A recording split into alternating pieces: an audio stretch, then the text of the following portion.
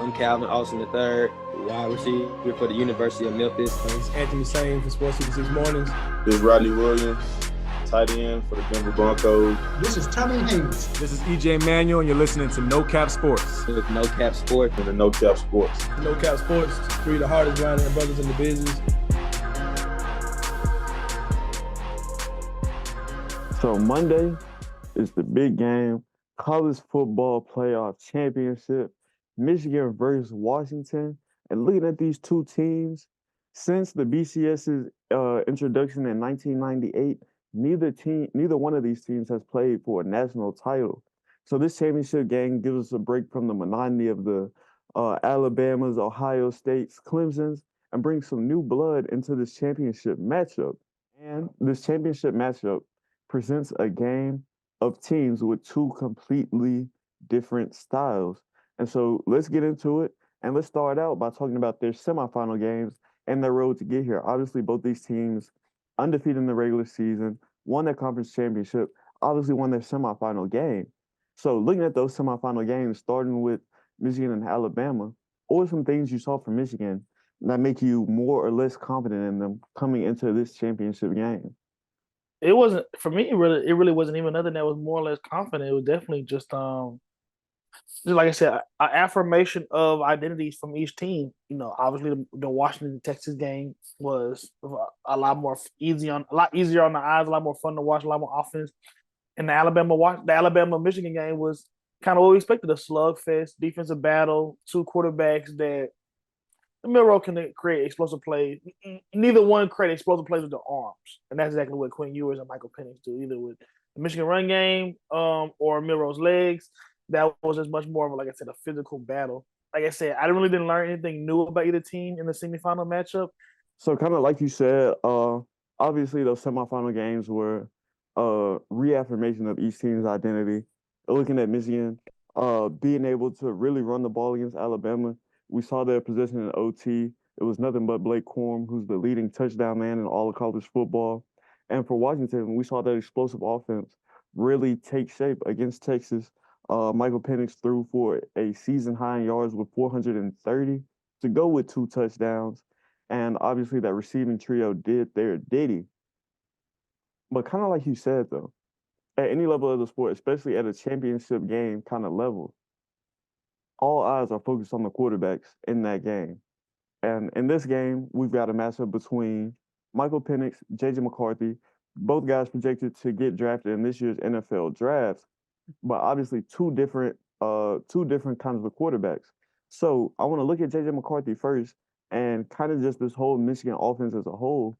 And how do you think this Michigan offense can stack up against Washington? And do you think they can generate enough points to potentially stay in a shootout with Washington? No. I think that, like I said, I think Washington has the better quarterback. I think that Washington offense with Kellen DeBoer is designed to create more chunk plays on a more consistent basis. And I think that just Michigan don't have the personnel to create chunk plays. McCarthy, like I said, I asked you the same question again. Do you see him as a guy that's going to be running around, making extended plays outside of the pocket for, explosive plays? Do you see him as a guy that's, throwing guys open on, quick hitting routes and turning them into long yak plays? I didn't play receiver in college, so you may know, or you may see something different than me, but I don't see that happening for them. And I just think that even the way they beat up on Alabama, getting a lot of pressure on Milroe, they can just, beat them on the Alabama offensive line that's, is better in the run game and the pass game. Obviously, their synergist transfer, that's kind of been the communication between McLaughlin and Milroe has kind of been up and down all season. I don't think any of those issues that you worry about with Alabama are gonna be problems against Washington. They know their offensive identity. They create chunk plays in a variety of different ways. And I think that Michigan struggling to create chunk plays in general, and the swiftness that Washington can do it with, and not just being a thing where they're playing 7-on-7. They have one of the best pass protecting offensive lines in the country. I think it's just too many factors that Washington has going for them that from my perspective is like, yeah, I think that they'll even in this big setting, I think they'll be able to kind of consistently do what they've been able to do all season. Yeah. And kind of to your point, just to throw some numbers in there, you look at J.J. McCarthy to start off. He's had 6 games where he's thrown for less than 200 yards. and 4 of those games have come in his last 5 games. The only game he threw for over 200 in his last 5 was the matchup versus Alabama. So maybe he carries some of that momentum into the Washington game. This offense as a whole was 112th in the nation with only 19 plays totaling over 30 yards. And you Nasty look, work. yeah, disgusting work, definition of Big 12 football. But if you look on Oh the flip God. side and you look at Washington, they had 39 just pass plays that went over 30 yards. So obviously a very explosive offense versus a very ground and pound offense. You look at Michigan, will they be able to score enough points to keep up with Washington? I don't think so. But could they potentially control the ball to limit Washington's opportunities? Yes, this is a Michigan team that was 13th in the nation in terms of time of possession. So can they get the ball? Can they burn some clock with the running attack? Yes. But if this game turns into a shootout, it will definitely be a struggle for Michigan to keep up. And so now, just looking at this matchup holistically, Michigan versus Washington, of course, each team has a different game plan for how they can win this game.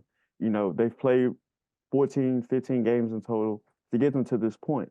So they've got an identity. They know who they are as a team. But specifically talking about Michigan right now, what should their game plan be as they get ready to face Washington? And what can they do to come out with the win? I feel like they're gonna be kind of forced to do have the same game plan that they had against Alabama.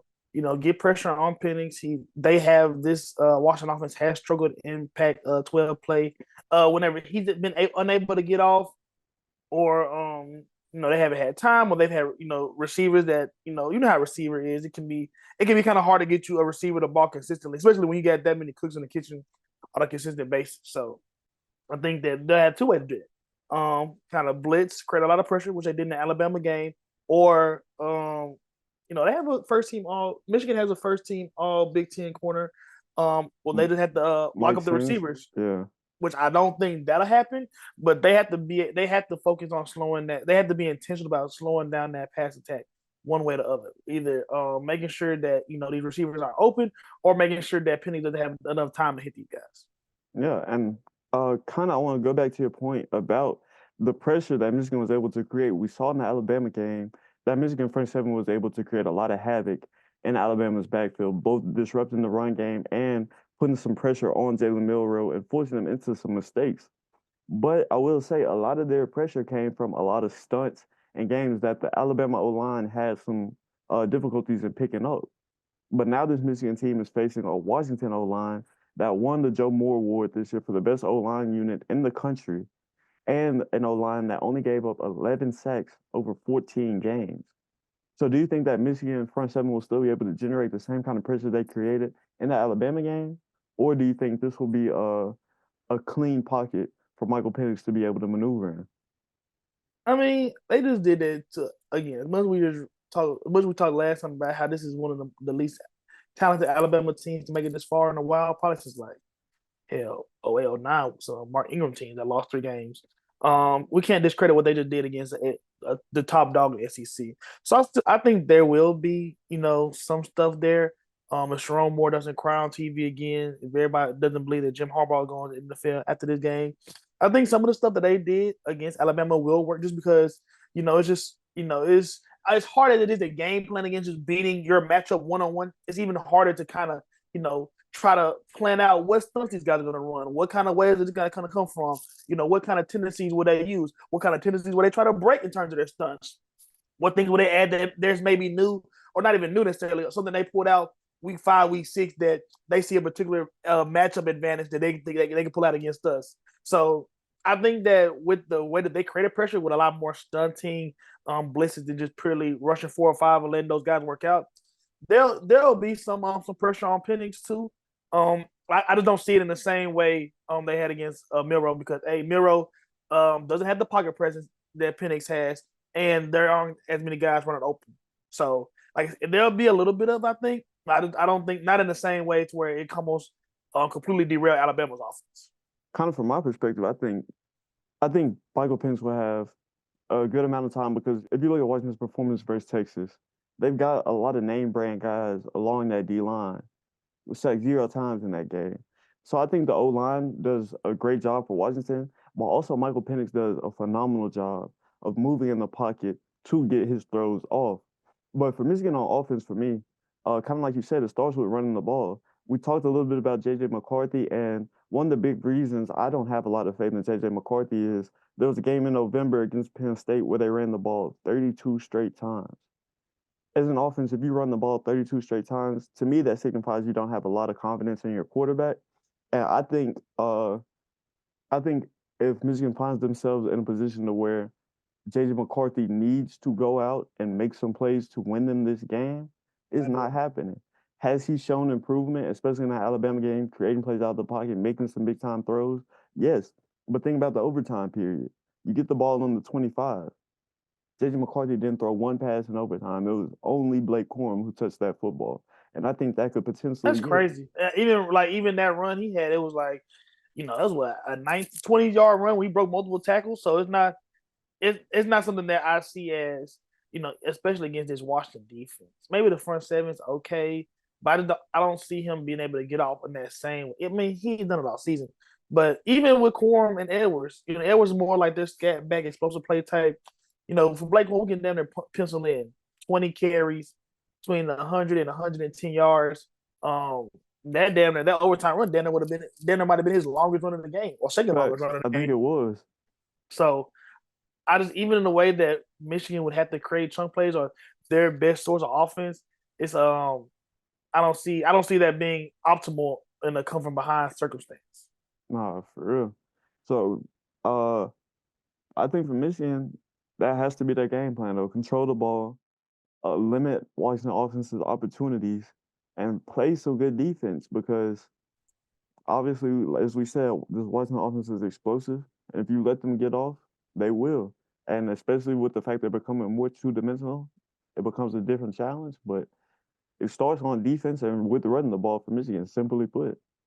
No, that's a fact. And I think that you even look at the Michigan offense, they got their best lineman, Zach Zinter. He's been out for the entire semifinal. And like I said, the Michigan corner is a first-round corner. But looking at this Washington defense as a whole, I like Braylon Trice. I think he's a first-round guy. He had 2 sacks in the Texas game. And then Jabbar Muhammad, I think that he's the guy that's also, I can see him traveling with Roman. I don't know about how too much about the defensive scheme, but that's gonna be a guy like if Roman Wilson gets off, I can see them easily traveling him with him and kind of like limiting the only thing, the only dynamic part of which Michigan's offense. So yeah, obviously we know more about Washington. We know Washington got here more on the backs of their offense than their defense, but they have defensive playmakers that I feel like we talk about limiting Michigan. Michigan's inability to create chunk plays. I think that Washington can even make that, can go out and make that even harder on them. Yeah, because to your point, I think this is a really good Washington defensive unit. But let's go on and flip the tide and let's look at Washington and look at their keys to victory. And obviously, you said their defense is going to be a big factor. You look at the way they stepped up in those Oregon games, really being able to stop the run. And that's going to be key for them if they want to win this game. They have to stop the run and force J.J. McCarthy to beat them. And Thanks. as we said multiple times, we don't know if J.J. McCarthy is capable. But continuing to look at this Washington team, though, I think their biggest key to victory is continuing to make that offense more balanced. Thanks. If you look at just their season this year, over the first 3 games, their leading rusher, Dylan Johnson, averaged 8.3 carries a game. Over their last 3 games, he's averaging 23.3 carries a game. Will he be back? Will he be back? And if he's back, will he be able to kind of have that same yard per carry kind of thing going on? Yeah, I mean, that's obviously a big question mark around this game is the help of Dylan Johnson. But, you know what I'm saying? Not to discredit the other guys behind him. He's an explosive rusher. But still, if Washington is able to run the ball or if Washington commits to run the ball 20-plus times a game, that same effect of limiting Michigan's offensive touches can take place because this Michigan offense can easily get derailed by not being on the field, by not having momentum. And if Washington can string some long drives together, I think that will make the challenge even harder on that Michigan offense if it gets out of sync. No, that was gonna be actually my key, honestly. Like just making sure that like Washington doesn't get too one dimensional. Like you said, because even you know how it is in the past game, you can have like screens or halfback routes that what they call like an extension of your run game, but it's nothing like line up inside zone and just kind of taking another team's will from them. That's from me, my perspective. That's always the most damning way to play the game. And no, they don't really have that. They haven't really shown that ability, at least against another conference team. So that'll be the biggest thing for me. Honestly, another key for them, keeping like we mentioned before, like keeping Penix upright. He's able to use his legs, but he's not a dual threat, I would say. So it's not a thing to where if the pocket breaks down, he'll be able to. I say it. And he one of his best throws when he avoided Byron Murphy the sack, reset his feet and launched a dot. That's an NFL throw. That's a throw that JJ McCarthy's not making. Right. But in general, I don't see him as a guy that's going to do that on a frequent basis. So yeah, I think that like what we talked about earlier with Michigan's ability to create, I would say artificial pressure with stunts, things like that. They just need to be very keenly aware of whether it's getting Penix out the pocket on a rollout or having quick hitting routes or probably mainly those two really. Or even some slips, some screens, wide receiver screens, running back screens to kind of negate or have Michigan back up off of that pressure a little bit. Just making sure that you're not playing with Lamar Jackson or Jalen Milroe. So I think that putting your quarterback in the best position to succeed, that'll be a key for them too. Yeah, and Washington, that's something Washington has done all season.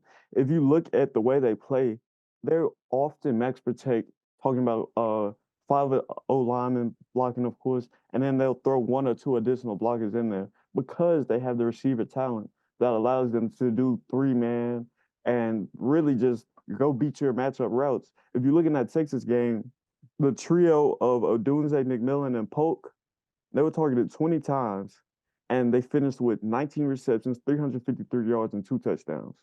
This is one of the better receiving groups in all of college football.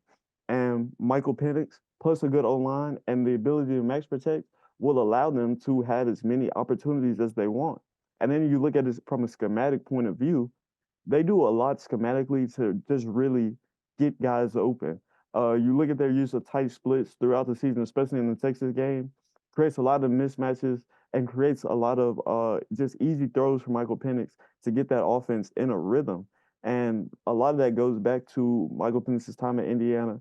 Obviously, Coach DeBoer was his OC there, comes to Washington. So if you think about it, he's really been in the same system for, 3-4 years now. 4 or 5, really. That's I got a couple questions I thought you that we didn't do last time. I've seen a few people compare this Washington offense to that 2019 LSU offense. What are your thoughts about that? And also, obviously Penix stock is on the rise right now with how he's been playing. I don't know. I definitely had to be sold on him this year. I liked him at Indiana, but I didn't see him as a guy that had this type of ceiling.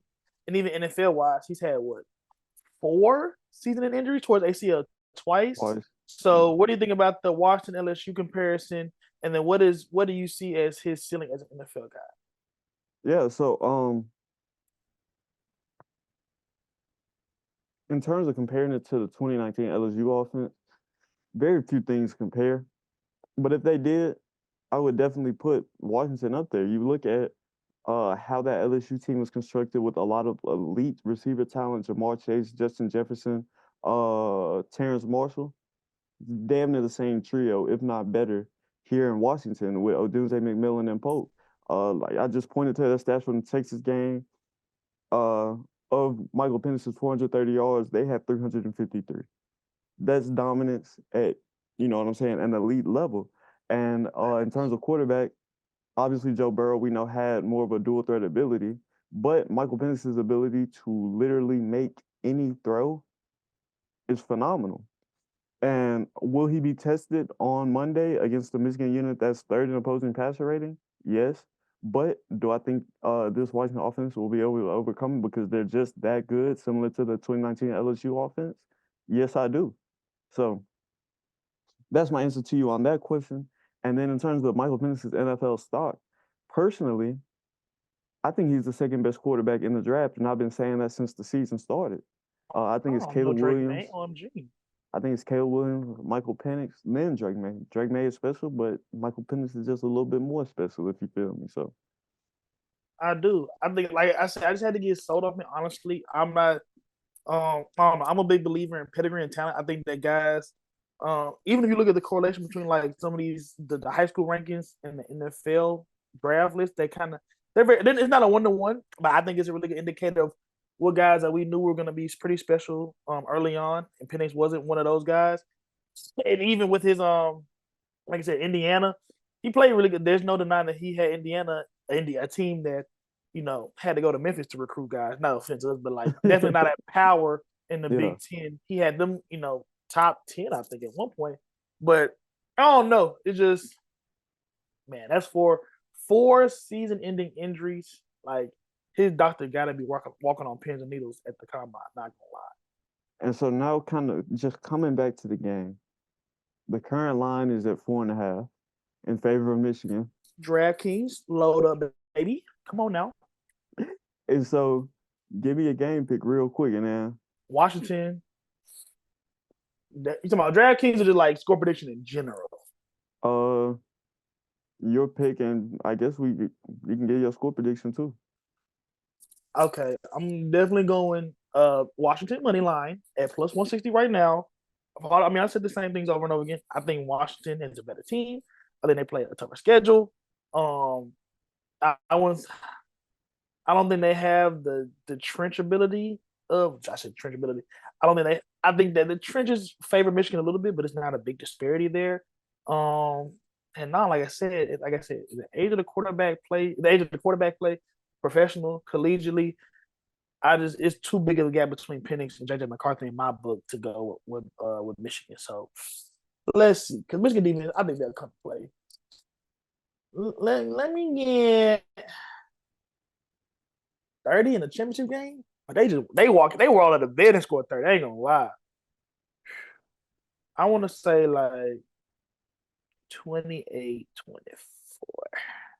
28, Okay. something like that. So for me, I'm with you. I'm taking the Washington money line, and I think this is going to be a high scoring game for Washington because, like I said earlier, this Michigan defense is third in opposing passer rating, but they play the Big Ten schedule of quarterbacks.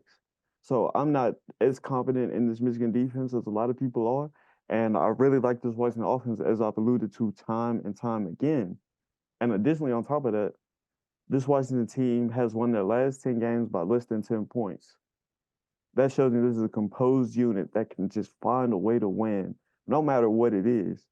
And so for me, like I said, I'm taking Washington, and I think they hit 30. I'm going to go 30. I like a nice little 35 piece. 35 piece in the natty? 35-21, I think, is my final score. Oh, that's a blowout. That's a blowout. Oh, my God. Because like we said in this episode, bro, if Washington gets up 10, 14 early, that's going to be a hard hole for Michigan to climb out of, and I don't think they can do it. You're not lying. I don't know. I'm always trade a little bit more conservatively in these national championship games because there's always stuff you got to account for, like guys getting stage fright on the big stage, stuff that guys popping out that never popped out. So I don't. That's bold. A Washington blowout. I can definitely see it happening. But I just think that there's so much stuff that we can't really account for yet. We don't know if Dylan Johnson's playing. We don't know. Like I said, it's a lot that we don't know yet. Even with the game less than 48 hours away. So I'm not mad at it. I'm just like I'm a little what they say, taken aback. But yeah, man. So that's our picks. That's our expert take on the game. Come on, say it again. You know say what it again. saying? Expert. Come on now. Yes, sir. So all that's left now is to roll the ball out on Monday night and see what happens. Nah, that's a fact. And I think that to kind of wrap it up, yeah, like you said, we're not seeing Alabama Clemson for third year. It's not like Golden State and Cleveland in the NBA Finals. So it's cool. But I don't know. I think if Washington wins, I can be a little bit satisfied. I think a top 2 team in the country won the championship. You know me. If Michigan wins, I'll be sad. I don't think that they're one of the. I think that their worst. crazy to say. I think that works in Alabama and Georgia. I think if they play Alabama again 10 times, Alabama wins 7. I think Georgia beats them 8 times out of 10. I think Ohio State beats them. No, I think Georgia beats them 10 out of 10. I'm sorry. That's crazy. That's crazy. But no, it's just like I don't know. And it's not getting no better with us going to 12. But I think that, outside of like the NCAA tournament, which is damn near purely excitement, you rarely get the best team in the country winning the championship in college basketball. I think the point of college football postseason, the playoff, because none of the bowl games matter anymore, is to determine who is the best team in the country. And I don't know. People from Kentucky watch. Sorry, Zach. I would be really pressed for Michigan to be the best team in the country as the number one seed. So I think that at 12, that adds extra 2 rounds next year? 1 round or 2 rounds? Yeah, I think so. So I think that'll mean football is not as fluid as basketball. I think the better football team usually wins the game more than basketball. But no, I think that with the playoff coming up, we got a lot of determining who the best team in college football is versus who's the national champion. That discussion will continue to be had, and it's not going to stop here. And I think if Michigan wins, that'll kind of be the not antithesis. How do I want to say? That'll kind of be the lead off into the 12 team next year. It's like, well, we don't think Michigan was the best team throughout the year, but they beat Ohio State, and it kind of like it is what it is. So I'll be interested to see just how that discussion looks like. Yeah. And, even to add on top of that, all the controversy with Michigan would even add another layer to it if they do win. So exactly. I guess all that's left now is to see who actually going to come out and hoop on Monday night. I mean, I would love to see Michael Penix win, say free the guys one more time on the national stage. Come on now, free Julio. Come on, bro. We'll quit playing. Because, hey, if you think about it, bro, left-handed, from Florida, got a little of both to him. I ain't gonna say he big, but he could be a good thing for the culture, bro. That's all I'm saying. He could be a good thing for the culture. Bro. I'm glad you reeled yourself back in, brother. I'm glad you brought it back. Now I say Cat Williams got us going crazy the top of 2024. We do need some black positivity. No, that would be pretty smooth. I'm not gonna lie. That would be. Yeah, we don't need Zac Efron being a national champion. Talk about, I couldn't wait to put this in my mouth. Sir, that was wild. That was wild that you said. So no, I think, like I said, with the way that Cat got the tempo set for 2024 already, it was supposed to be aliens in Miami. That was false, but it's still crazy. They got old boy lunging at the judge in Vegas after the sentence. We need to, as black people, we gotta get back on track. So if Michael Penix can do something like that for us, what they say is bigger than ball, baby. It's bigger than ball. Facts. And so with that, that's all it takes. That's our predictions. And we out of here. Boom! All right, thank you. Dade City, Tampa, Florida. We up. Hey, free Julio. I remember you. I ain't forget about you, brother. Love y'all.